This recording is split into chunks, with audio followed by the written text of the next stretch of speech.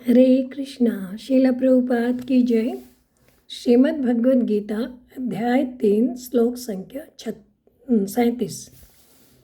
श्री भगवानुवाच काम एष क्रोध एष रजोगुणसमुद्भवः महाशनो महापाप्मा विद्धेनमिह वैरिणम्। अर्थात भगवान कह रहे कि हे अर्जुन, इसका कारण रजोगुण के संपर्क से उत्पन्न काम है, जो बाद में क्रोध का रूप धारण करता है और जो संसार का सर्वभक्षी पापी शत्रु है। पिछले श्लोक में हमने देखा, अर्जुन महात्मा ने प्रश्न किया था कि मनुष्य न चाहते हुए भी पाप पुण्य कर्म कर लेता है। ऐसा लगता है कि कोई बलपूर्वक उसे पाप में लगा रहा है। तो भगवान उसी प्रश्न का यहाँ उत्तर दे रहे हैं। तो काम एष क्रोध एष को हम देखते हैं तो कहते हैं कि मेरी मन चाही वस्तु मुझे मिल जाए, जो मैं चाह रहा हूँ वो पूरा हो जाए, यही काम है।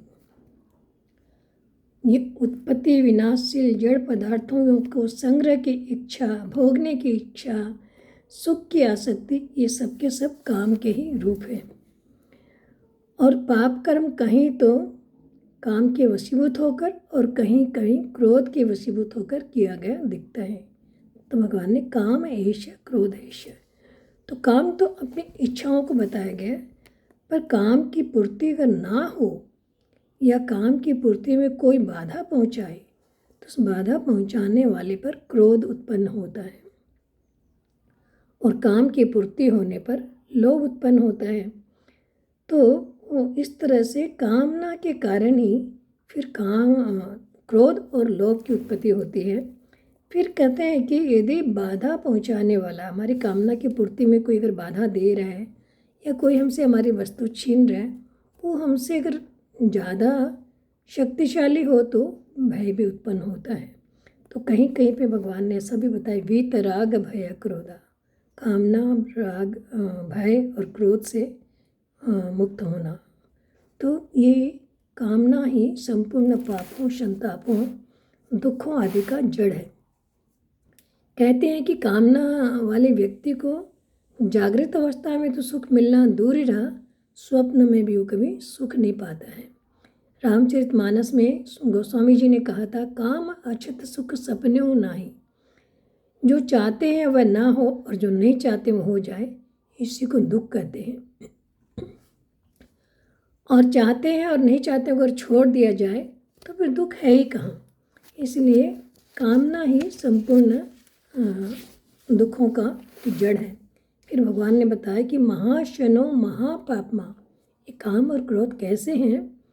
कोई कोई तो ऐसा वैर दुश्मन होता है, शत्रु होता है, जो कुछ उसको भेंट आदि कर दिया जाए तो शांत हो जाता है। पर कामना एक ऐसा वैरी है जो कभी भी शांत नहीं होता है, कभी भी कामना की तृप्ति नहीं होती है।